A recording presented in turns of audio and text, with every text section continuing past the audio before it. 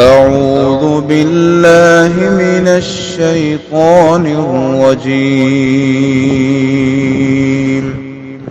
بسم الله الرحمن الرحيم.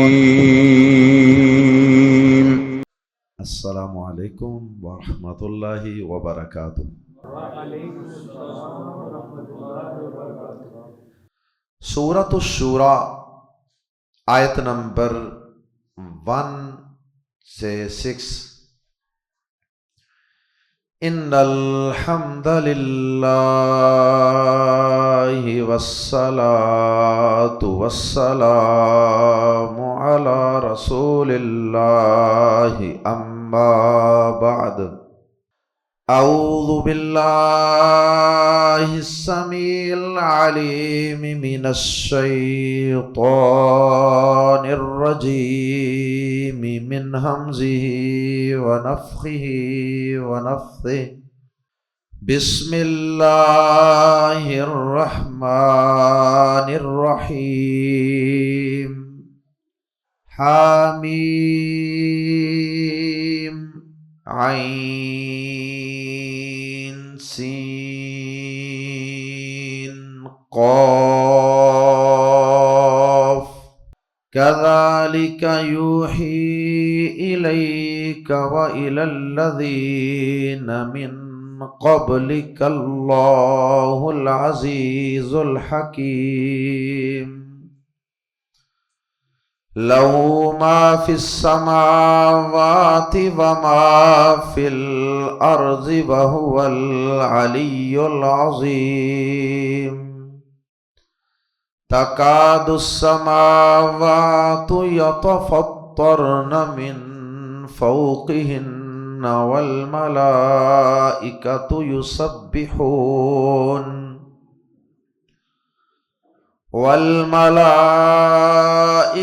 يسبحون بحمد ربهم ويستغفرون لمن في الأرض ألا إن الله هو الغفور الرحيم۔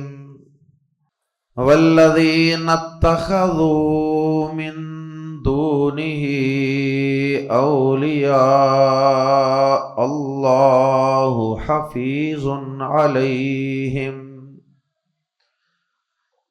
حفيظ عليهم وما أنت عليهم بوکیل۔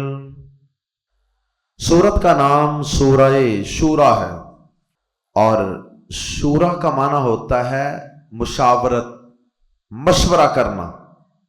اس سورہ مبارکہ میں ایک ایسی آیت مبارکہ ہے جس میں یہ لفظ موجود ہے۔ انشاءاللہ اس کی تفصیل ہم اسی مقام پہ جا کے پڑھیں گے۔ اس میں ایمان والوں کے اوصاف بیان کیے گئے ہیں، کامیاب ہونے والوں کے صفات کا تذکرہ ہے، اور ان کی ایک صفت یہ ہے وَأَمْرُهُمْ شُورَى بَيْنَهُمْ، اور ان کے آپس کے معاملات، آپس کے کام باہمی مشورے سے طے پاتے ہیں۔ مشورے کی دین اسلام میں چونکہ بڑی اہمیت ہے کہ اپنے ساتھیوں کی، اپنے گھر والوں کی، اپنے دوست احباب کی کسی بھی کام کو کرنے سے پہلے رائے لی جائے کہ آپ اس بارے میں کیا کہتے ہیں، آپ کی کیا رائے ہے، آپ کا کیا مشورہ ہے۔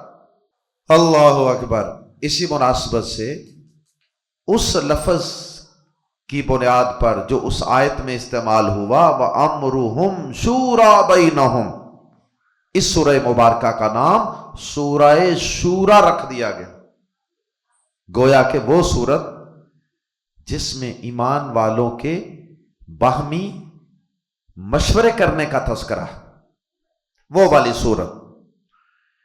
اس آیت مبارکہ میں 5 رکوع ہیں اور 53 آیات ہیں، 53 ورسز، اور یہ سورت مکی سورت ہے، اور مکی صورتوں کے مضامین آپ جانتے ہیں بار بار اللہ کی توحید، اللہ کی وحدانیت، اللہ کی صفات کے تذکرے، اس کے خالق ہونے کا تذکرہ، مالک ہونے کا تذکرہ، اس کے کارساز ہونے کا تذکرہ، اور اسی طرح اللہ پاک کی بے شمار قدرتوں اور اس کی توحید اور اس کے وجود کے دلائل کا تذکرہ ہوتا ہے۔ تو اس سورہ مبارکہ میں بھی یہ سارے مضامین بیان کیے جائیں اور انبیاء کرام کی اور بالخصوص نبی پاک صلی اللہ علیہ وسلم کی نبوت و رسالت کی صداقت و حقانیت کے تذکرے، اور پھر اسی طرح اس سورہ مبارکہ میں دیگر مکی صورتوں کی طرح اللہ تعالیٰ کی وحی کا تذکرہ، قرآن مجید کو نازل کرنے کا تذکرہ اور اس کے نزول کا مقصد، اور اسی طرح اس سورہ مبارکہ میں اللہ پاک نے قیامت کے دن کے احوال کا تذکرہ کیا، اہل ایمان کا کیا حال ہوگا، اور کفار و مشرکین کی گھبراہٹوں اور ان کی پریشانیوں اور ندامتوں کا تذکرہ۔ اسی طرح اس آیت مبارکہ میں دین میں جھگڑنے والوں کو سخت تنبیہ کی گئی ہے۔ پچھلی سورہ مبارکہ میں بھی دین میں جھگڑنے والوں کو کافی تنبیہ کی گئی، اس سورہ مبارکہ میں بھی اس مضمون کو دوبارہ بیان کیا گیا، اور پھر اس سورہ مبارکہ میں یہ بات بھی بتائی گئی کہ تمام انبیاء کرام کا دین اور اس دین کی بنیادی تعلیمات وہ ایک جیسی، تھوڑا بہت عبادات کے سٹائل میں، انداز میں، اوامر و نواہی میں تھوڑا بہت فرق ہو سکتا، لیکن جو بیسک چیزیں ہیں، توحید ہے، آخرت ہے، نبوت ہے، رسالت ہے، سچائی ہے، انصاف ہے، ان ساری چیزوں میں تمام انبیاء کرام کا دین ایک ہے۔ اور پھر اس سورہ مبارکہ میں بندوں کی دین سازی کی مذمت کی گئی ہے کہ بندے اپنی طرف سے اللہ کے دین میں کچھ چیزیں بنا کر داخل کر دیں، یہ شریعت سازی ہے، یہ دین سازی ہے، اور دین کسی پیغمبر کو بھی بنانے کی اجازت نہیں اللہ کی طرف سے۔ کوئی پیغمبر بھی اپنی طرف سے کسی چیز کو حلال یا حرام قرار نہیں دے سکتا، تو پھر عام کسی انسان کو کیسے اس کی اجازت ہو سکتی ہے؟ اس سورہ مبارکہ میں چند مشہور آیات ہیں جن کی طرف میں اشارہ کیے دیتا ہوں، جو عام طور پہ ہم سنتے رہتے ہیں۔ ایک مشہور آیت ہے لیسا کمثلہ شیء، اللہ کی مثل کوئی چیز نہیں۔ اس سورہ مبارکہ میں یہ آیت بھی موجود ہے۔ اسی طرح اس سورہ مبارکہ میں ایک مشہور آیت ہے لا اسألکم علیہ اجرا الا المودۃ فی القربى، یہ آیت بھی موجود ہے۔ اور اسی طرح ایک آیت اس سورہ مبارکہ کی توبہ کے متعلق بڑی مشہور ہے وَهُوَ الَّذِي يَقْبَلُ التَّوْبَةَ عَنْ عِبَادِهِ، اللہ ہی اپنے بندوں کی توبہ قبول کرتا ہے۔ اسی طرح ایک مشہور آیت اس سورہ مبارکہ میں یہ ہے وَمَا أَصَابَكُم مِّن مُّصِيبَةٍ فَبِمَا كَسَبَتْ أَيْدِيكُم، جو بھی تم پہ کوئی مصیبت آتی ہے نا وہ تمہارے اپنے ہاتھوں کی کمائی ہوتی ہے۔ وَيَعْفُو عَن كَثِيرٍ، تمہارے بہت سے گناہ تو وہ ویسے معاف کر دیتے ہیں، ان کی سزا دیتا ہی نہیں۔ اسی طرح اس سورہ مبارکہ میں ایک بڑی مشہور آیت ہے، ایمان والوں کی صفات کا تذکرہ ہے، اور ان کے متعلق اللہ پاک نے یہ بتایا کہ والذین یجتنبون کبائر الاثم والفواحش، کہ ایمان والے اللہ کے برگزیدہ جو بندے ہوتے ہیں نا وہ بڑے گناہوں سے اجتناب کرتے ہیں، خصوصاً بڑے گناہوں سے تو ان کے تو وہ قریب بھی نہیں پھٹکتے، والفواحش، اور بطور خاص فحاشی اور بے حیائی۔ اور اسی طرح آگے اللہ پاک نے فرمایا وَإِذَا مَا غَضِبُوا هُمْ يَغْفِرُونَ، اور جب وہ غضبناک ہوتے ہیں نا، انہیں غصہ آتا ہے، وہ معاف کر دیتے۔ اللہ اکبر۔ اسی طرح آخری بات، اس سورہ مبارکہ میں ایک بڑی ہی مشہور آیت ہے، اور وہ ہے اولاد دینے کے متعلق۔ اللہ پاک نے ایک بڑی ہی پکی بات بیان فرمائی اولاد کے حوالے سے۔ اللہ پاک نے اس سورہ مبارکہ میں یہ بات بیان فرمائی کہ وہ جسے چاہتا ہے صرف بیٹیاں عطا کرتا ہے، جسے چاہتا ہے صرف بیٹے عطا کرتا ہے، اور جسے چاہتا ہے دونوں عطا کرتا ہے، اور جسے چاہتا ہے وہ بے اولاد رکھتا ہے۔ یہ مشہور آیت اولاد کے حوالے سے، وہ بھی اسی سورہ مبارکہ کے اندر ہم پڑھیں گے انشاءاللہ۔ تو آئیے اب ہم اس سورہ مبارکہ کی پہلی 6 آیات جو آج ہم نے پڑھی ہیں ان کی مختصر تفسیر اور ترجمہ پڑھتے ہیں۔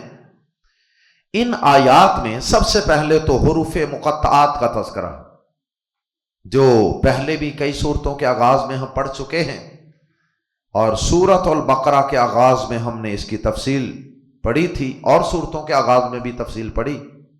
تو اس سورہ مبارکہ کے آغاز میں 5 حروف مقطعات ہیں، ہا، میم، عین، سین، قاف۔ اور اس سورت میں آنے والے حروف مقطعات کی خاص بات وہ یہ ہے کہ عام صورتوں کے آغاز میں تو ایک آیت میں حروف مقطعات استعمال ہوئے ہوتے ہیں۔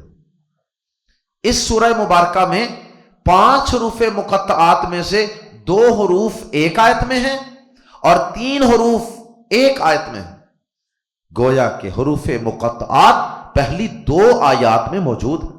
اس کے بعد پھر اللہ پاک نے، جیسا کہ پہلے بھی ہم نے کئی دفعہ اس بات کا تذکرہ کیا کہ حروف مقطعات کافروں کو ایک قسم کا چیلنج معلوم ہوتا ہے کہ تم بھی ان حروف کو، حروف تہجی کو استعمال کر کے اس قرآن جیسی کوئی کتاب بنا کے دکھا دو۔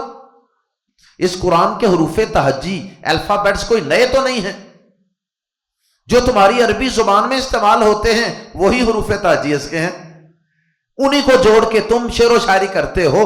انہی حروف کو جوڑ کر اللہ پاک نے یہ قرآن نازل کیا ہے۔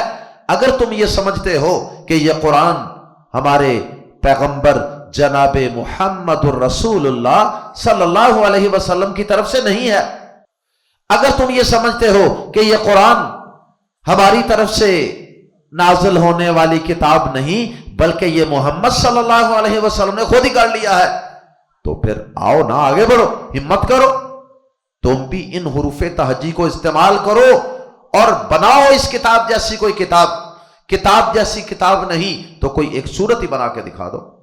غالباً اسی وجہ سے حروف مقطعات کے فوراً بعد قرآن کا تذکرہ، وحی کا تذکرہ ہوتا ہے۔ یہاں بھی وحی کا تذکرہ ہے، اور پھر اس کے بعد وحی نازل کرنے والے رب کا تذکرہ ہے، اور اس کی کچھ صفات کا تذکرہ ہے، اس کے جاہ و جلال اور اس کی عظمت کا تذکرہ ہے، تاکہ بندوں کو یہ پتہ چل جائے کہ یہ قرآن اور یہ وحی یہ اللہ کی طرف سے نازل ہوئی ہے نبی صلی اللہ علیہ وسلم پر، تو صرف یہ بات مان لینا ہی کافی نہیں ہے کہ ہاں چلو جی ٹھیک ہے یہ اللہ کی طرف سے اترا ہوگا، نہیں، اس کے بعد جس رب نے تمہیں پیدا کیا ہے، جو ہر چیز پر غالب ہے، جو بڑی حکمت و دانائی والا ہے، جو زمین و آسمان کا خالق اور مالک ہے، اور جو بڑا بلند اور بڑی عظمتوں والا ہے، کائنات کی ہر چیز اس کی تسبیح کر رہی ہے، اس رب کے نازل کردہ احکامات کو جس کا جی چاہے مان لے اور جس کا جی چاہے ان احکامات کو ٹھکرا دے، ایسا نہیں ہے، بلکہ اس عظمتوں والے، اس طاقتوں والے زبردست رب کی ان نازل کردہ آیات کے مطابق اپنے عقائد کو، اعمال کو، زندگی کو ڈالنا اور تبدیل کرنا بھی لازم ہے۔ اللہ پاک کی عظمت کا تذکرہ، فرشتوں کی تسبیحات کا تذکرہ اور آسمانوں کے پھٹ جانے کا تذکرہ، اور پھر آخری آیت میں اللہ کے علاوہ جو اور ہستیوں کو کارساز بنائے بیٹھے ہیں، جو اس اتنی عظمتوں والے رب اکیلے کو الہ نہیں مانتے، معبود نہیں مانتے، کرنے والا نہیں مانتے، انہوں نے اور کارساز بنا لیے ہیں، ان کے متعلق اللہ پاک نے کچھ تنبیہ فرمائی ہے اور نبی پاک صلی اللہ علیہ وسلم کو تسلی دی ہے کہ اگر وہ نہیں مانتے تو نہ مانے، نقصان اپنا کریں گے، آپ ذمہ دار نہیں ہیں۔ آئیے قرآن مجید کے الفاظ میں پڑھتے ہیں۔ بسم اللہ الرحمن الرحیم۔ حامیم، عین، سین، قاف، حروف مقطعات۔ کذالک، اسی طرح، یوہی، وہی کرتا ہے، الیک، آپ کی طرف، وَإِلَى الَّذِينَ، اور ان لوگوں کی طرف، من قبلک، جو آپ سے پہلے ہیں۔ یعنی یہ بتانا مقصود ہے کہ کافرو، تمہیں ہمارے اس نبی پر قرآن اور وحی اترنے کا، توحید، آخرت، نبوت اور دیگر عقائد کے نازل ہونے پر اتنا تعجب کیوں ہے؟ یہ کوئی نرالی اور انوکھی باتیں تو نہیں لے کر آیا۔ اس نبی پر بھی ویسے ہی وحی ہوئی ہے جیسے اس نبی سے پہلے نبیوں پر وحی اتاری گئی، اور یہی احکامات اور عقائد ان پر بھی اتارے گئے تھے، وہ بھی توحید کی دعوت دیتے تھے۔ اللہ اکبر۔ اور پھر اللہ پاک کی کچھ صفات ہیں۔ کذالک، اسی طرح، یوہی، وحی کرتا ہے، وہ وحی کرتا ہے، الیک، آپ کی طرف، یعنی اللہ پاک، وَإِلَى الَّذِينَ، اور ان لوگوں کی طرف، من قبلک، جو آپ سے پہلے تھے، یعنی جو احکامات پہلے لوگوں پر اترے تھے، اے نبی آپ پر بھی تو وہی احکامات ہم اتار رہے ہیں، ان کافروں کو اس میں تعجب کیا ہے؟ دوسرا مطلب یہ بھی ہے، کذالک، یوں ہی سے، دوسرا مفہوم یہ بھی مراد لیا جا سکتا ہے کہ جس طریقے سے وحی پہلے نبیوں پر اتاری گئی تھی نا، وحی اتارنے کا طریقہ آپ کے لیے بھی وہی ہے۔ ان کے پاس بھی فرشتے آتے تھے اور وہ وحی لے کر آتے تھے۔ اللہ، وہ اللہ، کون وحی کرتا ہے آپ کی طرف اور آپ سے پہلے نبیوں کی طرف؟ اللہ، وہ اللہ، العزیز، جو سب پر غالب ہے، الحکیم، کمال حکمتوں والا، اس کے پاس بڑی طاقتیں ہیں، سب پر وہ غالب ہے، کوئی اس کے سامنے بائی کا لال اپنی مرضی نہیں کر سکتا، لیکن سب پر غالب ہونے کے باوجود بھی دنیا کے بادشاہوں کی طرح اللہ پاک کے فیصلے کوئی الٹ پٹانگ قسم کے نہیں ہوتے، ظلم کرنے والے فیصلے نہیں ہوتے، بلکہ الحکیم، وہ غالب بھی ہے تو ساتھ حکمت و دانائی والا بھی ہے۔ لہو، اسی کا ہے، تو یہ اس کی حکمت و دانائی ہے نا، کہ اگر اس کی نازل کردہ وحی اگر کوئی نہیں مانتا تو وہ اسے فوری طور پہ تباہ و برباد نہیں کرتا، بلکہ اسے مہلت دیتا ہے، وقت دیتا ہے، شاید یہ سدھر جائے۔ لہو ما فی السماوات و ما فی الارض، لہو کے شروع میں آنے کی وجہ سے اس میں ہی کا معنی پیدا ہو گیا، ورنہ اس کا مقام شروع میں نہیں ہوتا، جار مجرور کا، تو لہو اس ہی کا ہے یا اسی کا ہے، ما، جو کچھ فی السماوات، آسمانوں میں ہے، وما فی الارض، اور جو زمین میں ہے، اسی کا ہے جو کچھ آسمانوں میں ہے اور جو کچھ زمین میں ہے۔ یہ نہیں کہ بس اس وحی پر ایمان لے آؤ اور اس کے بعد کہو کہ ٹھیک ہے، اس وحی کو ہم اپنی زندگیوں میں لائیں یا نہ لائیں یہ ہماری مرضی ہے۔ نہیں نہیں نہیں، یہ وحی اس کی طرف سے اتاری گئی ہے جو زمین و آسمان کا مالک ہے، بادشاہ ہے۔ تو زمین و آسمان میں اے انسان تو بھی آتا ہے، اے جنوں تم بھی آتے ہو، تو تمہیں اس رب کی اس وحی کو اپنی زندگیوں میں لانا ہوگا، اس کے مطابق اپنے عقائد کو، اعمال کو، معاملات کو، اخلاقیات کو، ہر چیز کو تبدیل کرو گے تو بچو گے، نہیں تو قیامت کے دن پکڑے جاؤ۔ وَهُوَ الْعَلِيُّ، اور وہی العلی، بے حد بلند ہے، العظیم، بڑی عظمت والا ہے۔ تو وہ کیسے گوارا کر سکتا ہے جو اتنا بلندیوں والا، عظمتوں والا ہو؟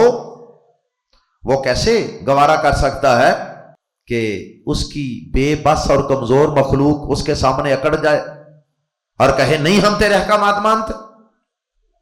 تکاد السماوات، قریب ہے آسمان، یتفطرنا، پھٹ جائیں، قریب ہے آسمان پھٹ جائیں۔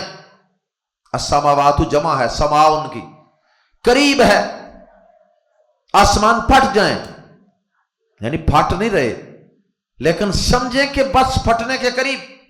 وہ اللہ پاک نے ان کو سنبھالا ہوا ہے، ورنہ اللہ تعالیٰ کہتے ہیں کہ قریب ہے کہ آسمان پھٹ جائیں، یا تفترنا، پھٹ جائیں، من فوقہن، اپنے اوپر سے، آسمان اپنے اوپر سے پھٹ جائیں، والملائکۃ، اور فرشتے، یسبحون، تسبیح کرتے ہیں، بھی ساتھ، حمد ربہم، اپنے رب کی حمد اور اس کی تعریف کے ساتھ۔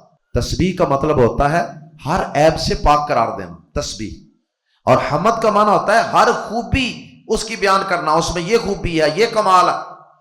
اور تسبیح کا مطلب ہوتا ہے کہ اس میں یہ کمزوری بھی نہیں ہے، یہ کمزوری بھی نہیں ہے، وہ سوتا بھی نہیں ہے، اس کو اونگ بھی نہیں آتی، اس کی اولاد بھی نہیں ہے۔ اور فرشتے اپنے رب کی حمد کے ساتھ تسبیح کرتے ہیں، وَيَسْتَغْفِرُونَ، اور بخشش کی دعا کرتے ہیں، لی، کے لیے، من، جو فی الارض، زمین میں، اور ان کے لیے بخشش کی دعا کرتے ہیں جو زمین میں۔ کیا مطلب ہے اس کا؟ اللہ اکبر۔ اس کا مطلب یہ ہے کہ اللہ تعالیٰ کا روب، دو تفسیریں ہیں اس آیت کی۔ اللہ کا روب، دبدبہ اور جلال اتنا زیادہ ہے کہ قریب ہے کہ آسمان اللہ کے جاہ و جلال کی وجہ سے پھٹ جائیں، اور وہ اتنا عظمتوں اور جلال والا ہے کہ آسمان کے ہر چپے چپے پر فرشتے اللہ کے سامنے سجدہ ریز ہیں، اس کی تسبیحات پڑھ رہے ہیں، اس کی حمد و ثنا اور پاکی کے ترانے پڑھ رہے ہیں۔ جامع ترمذی میں حدیث ہے، نبی صلی اللہ علیہ وسلم نے فرمایا کہ میں جو کچھ دیکھتا ہوں وہ تم نہیں دیکھتے، اور جو میں سنتا ہوں وہ تم نہیں سنتے۔ اللہ مجھے سناتا ہے کیونکہ نبی ہیں، اور آپ نے فرمایا کہ آسمان میں 4 انگلیوں کے برابر، یعنی چپا جسے ہم کہتے ہیں، اتنی جگہ بھی ایسی نہیں ہے جہاں کوئی فرشتہ سجدہ نہ کر رہا ہو۔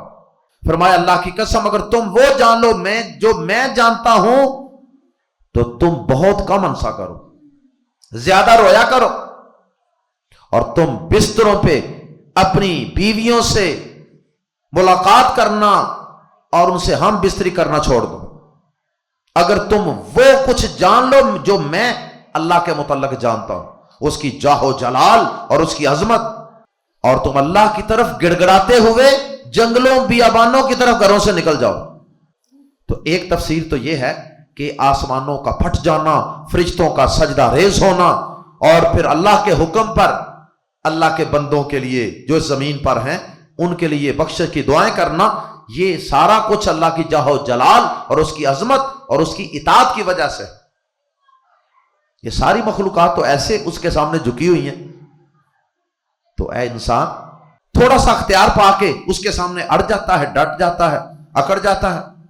ایک اس کی تفسیر یہ بھی کی گئی ہے جس طرح سورہ مریم میں ہے کہ اس کا مطلب یہ ہے کہ اگر لوگ اللہ کی طرف سے نازل کردہ اس وحی کو قبول کر کے اس کے مطابق اپنے عقائد کو شرک سے پاک نہ کریں، اور اللہ کی مخلوقات میں سے بے بس اور کمزوروں کو اللہ کا شریک بنا دیں، اللہ کا بیٹا بنا دیں، تو قریب ہے کہ آسمان بندوں کے اس شرک اور ان کی اس حرکت اور اس گمراہی پر آسمان پھٹ جائیں اور ان پر گر جائیں۔ سوال یہ ہے کہ فرشتے زمین میں کن کے لیے استغفار کی دعا کرتے ہیں؟ زمین پر تو کافر بھی ہیں، مومن بھی ہیں، تو اہل ایمان کے لیے تو فرشتے دعا کرتے ہی کرتے ہیں، جس طرح سورہ مومن آیت نمبر 7 میں بھی ہے کہ حاملات العرش، جو اللہ کے عرش کو اٹھانے والے فرشتے ہیں، وہ بھی ایمان والوں کے لیے بخشش کی دعائیں کرتے رہتے ہیں، وَيَسْتَغْفِرُونَ لِلَّذِينَ آمَنُوا، لیکن یہاں ایمان والوں کی شرط نہیں لگائی گئی۔ تو اگر کافروں کے لیے بھی وہ دعا کرتے ہیں تو کافروں کے لیے وہ یہ دعا کرتے ہوں گے اللہ ان کو دین کی توحید کی سمجھ عطا فرما، اللہ ان کو ہدایت دے دے، اور یہ ہدایت قبول کریں تو پھر اس کے بعد تو انہیں معاف کر، یعنی یہ بخشش کے رستے پر چل پڑیں۔ اللہ سن لو، خبردار، ان اللہ بے شک اللہ هو الغفور وہ ہی بے حد بخشنے والا ہے، الرحیم نہایت رحم والا ہے۔ وہ اگر کافر بھی توبہ کر لیں تو وہ ان کو بھی معاف کر سکتا ہے، ان کے لیے بھی وہ رحم کرنے والا ہے۔ اللہ اکبر۔ اور یہ صفت اللہ کے علاوہ کسی اور میں نہیں ہے، اور کوئی نہیں ہے جو انسانوں کے گناہ اور غلطیاں معاف کرے اور ان پہ اللہ کی طرح رحم کرنے والا ہو۔ آخری آیت، والذین اتخذوا اور وہ لوگ جنہوں نے بنا لیے من دونہ اس کے سوا اولیاء کارساز، کئی کرنی والے، کئی اولیاء بنا لیے۔ مشرکین کے لیے بڑی زبردست اور شدید دھمکی اور ڈانٹ ہے اس آیت میں۔ کیا فرمایا؟ اللہ حفیظ، اللہ نگران ہے، اللہ نگرانی کر رہا ہے، علیہم ان پر، اللہ ان پر نگران ہے اور ان کی ایک ایک حرکت کو دیکھ رہا ہے، نوٹ کر رہا ہے۔ کیا مطلب؟ کہ اللہ عنقریب انہیں اس جرم کی سخت ترین سزا دے گا۔ جب اللہ دیکھ رہا ہے تو یہ بہت بڑی دھمکی ہے۔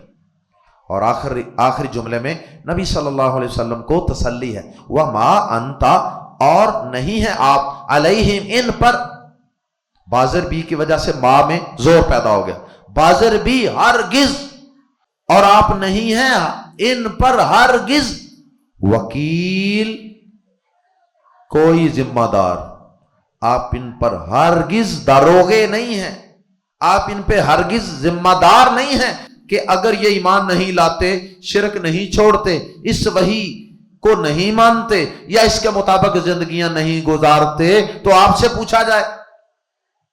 نہیں، آپ سے نہیں پوچھا جائے گا، آپ کا کام صرف ان تک حق بات کو پہنچا دینا ہے۔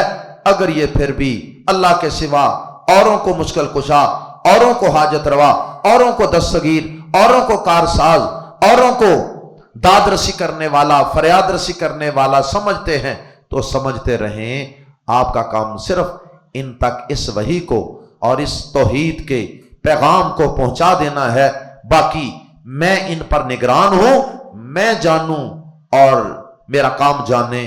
اللہ تعالی ہم سب کو قرآن مجید کو سمجھنے اور اس پہ عمل کرنے کی توفیق عطا فرمائے، اور اپنے عقائد کو، اعمال کو اس وحی کے مطابق ڈھالنے اور تبدیل کرنے کی توفیق عطا فرمائے۔ سبحانک اللہم و بحمدک، اشہد ان لا الہ الا انت، استغفرک و اتوب الیک۔